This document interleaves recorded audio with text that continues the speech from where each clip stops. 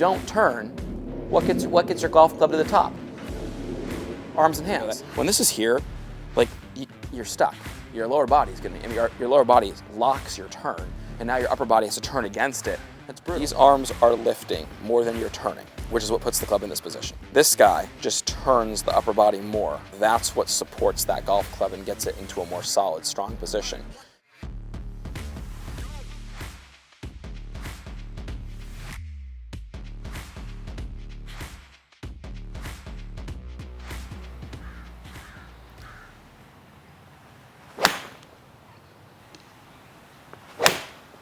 Okay, up to the top. See this position right here? Where the club just gets a little behind the hands? What defines laid off, you guys? When you look at the lead arm and you see the club actually left of that. You know, sometimes if the club were directly on that line, still on plane. You know, how do we get a little more shoulder turn rather than just that little bit of arm lift? When people get in this position, and then they shut down their rotation, a lot of times what happens is the club will veer off this way and stay back there in transition, okay? So, you know, when you're in this position here, you turn, everything gets up there a little more solid and then comes down. 10% of the turn's happening in the beginning here to the set position, 90%'s happening to the top. So what allows that to happen? It's a setup. Getting a little more weight on the balls of the feet, hips over the ankles, making sure those shoulders are past the toes, and making sure that weight stays up here. Well, what that allows you to do is it allows you to kickstart the swing. Everything's still up in the balls of the feet, and then it turns back into the heels. A lot of times what happens to players is they start already on this half of their feet a little bit more than they need to, and that's what happens. They get back here. Well, guess what? The weight's already loaded in the heels. What happens? And that throws that sequence off a little bit. You look at your setup here. Pretty darn good. You know, sweatshirt's on, so I'm going shoulder line to toes. Shoulder line past the toes. He's a little more over the golf ball. Definitely just a little bit more tilted here, right? Okay, we're a little bit more upright. Here's the big thing. If you look at this, where should that hip joint be?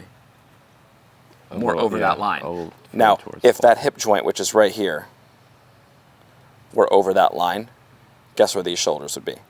That much further past, and guess where you'd be? Playing golf underneath you versus not around you. It's what in the setup's causing him to do that. You know what's funny, bud? That was already so much better right there. I mean, I don't even need to think about how I take my club back or how it looks at the top if I just focus on my setup. Exactly. Yeah, that's ideal. Does I mean, most of the job for me. You heard me say, hey, just turn your shoulders or something like that. It's really, you're going to do that naturally. Good. There's something great for everybody to do. Two things, right? Split your feet in half. Go right in the middle, right in the middle of the arches. So you have 50% of your foot on this side and 50 on this side. Stand up straight and get your hip right over your ankle. Okay. Then just tilt over from there and flex down, keeping that. And you're going to find that that pressure is up here now. You know, you can lift your heels. You could not tap your toes, but watch this. If I shift my hip joint back behind my ankles, well, guess what I can now do? I can tap my toes, and you should never be able to tap your toes in your setup. So why don't you do this, Ethan? Come in here and line these two up, okay? Tilt over and keep that hip joint over your ankle, and stand on this rod so you can feel the pressure in your feet. A little more this way, so you get half the foot, like get it right kind of in the middle of the arch there. There you go. So take your width of stance now. Okay, now watch. If we keep this right in line here, when you tilt, do you feel like a lot of pressure up here, right? Yeah, way more than before. Way more than before. So can you do this? Can you lift your heels a little bit? Awesome. You see like Cantlay getting to the golf ball or some of the guys, and they're always going like this, right? They're never doing what? They're never going like that, right? So just feel that for a second. Get that pressure on the toe side of your feet. And now, even though we're talking about just turning to the top, you know, and not really thinking about anything other than setup, I want to see you really feel like the pressure gets back into that right heel simultaneously as you make that nice smooth turn to the top. With the right setup and keeping that hip over the ankle, you know, you're going to be feeling like 70-30, but guess what? At the top of the swing, it gets much closer to that 50-50, even 60-40. just because the pressure shifts back. And the pressure shifts back, guys, along the inside of my right foot. Why the inside of my right foot? Well, anybody who follows us knows we have that hip bump forward. The outside of the right hip is on the inside of the right foot. So when I turn, I have a brace there and the pressure stays inside the foot. Why does it crawl from the inside of the foot all the way back into the heel? Well, guys, because I'm turning my pocket back, and as my pocket goes back this way, the pressure is riding from the ball of my foot right into my heel. Yeah.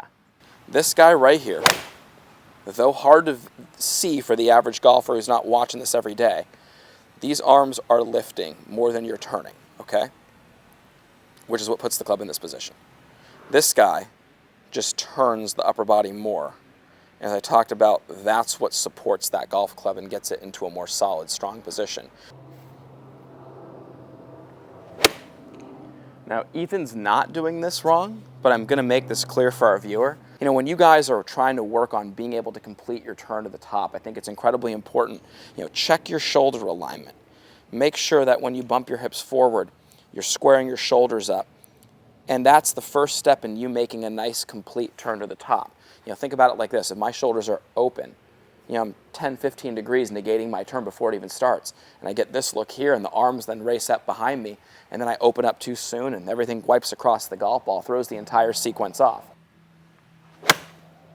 The body's ability to turn, you guys, that's connection. That's what's going to allow you to stay connected. If you don't turn, what gets your golf club to the top? Arms and hands. So, when you guys get in here, the checklist, hips over ankles, right hip inside or trail hip inside the inside of the trail foot,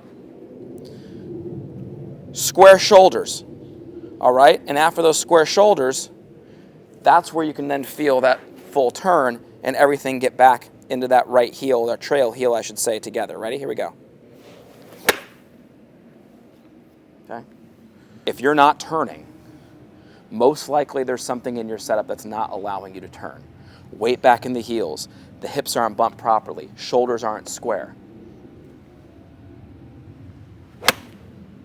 Just really coming up with a checklist of things you can do prior to ever making your backswing that help you complete your turn. 1, 2, 3. Those, excuse me, those are very important right there. Keeping the hip on the inside. I really want our viewer to know that when this is here, like, you're stuck. Your lower body's your lower body locks your turn, and now your upper body has to turn against it. That's brutal, brutal. This is the unlock to the ability to make that turn. It frees up the lower back and doesn't have any tension in the lower back. So solid. I mean, dude, you know what I gotta tell you? It's like rock solid at the top now. Does it feel stable? No, it feels like, yeah, it feels stable, but it feels like I could replicate it, so a lot, like. And at this point, for a guy like this, right, who was saying earlier, it's just his setup. He doesn't have to think about anything else. It's just rhythm at that point. Just keeping a nice, smooth backswing, and everything's going to be perfect. Yeah. That's rock solid. At Porzak Golf, we take a lot of pride in having developed some of the best and most consistent golf swings on the planet. We do this through simplicity. Our Full Swing Masterclass will take you on a step-by-step, easy-to-understand process on how to get your golf swing better than ever. Join the many before you who've utilized our Full Swing Masterclass to take their games to the next level and beyond.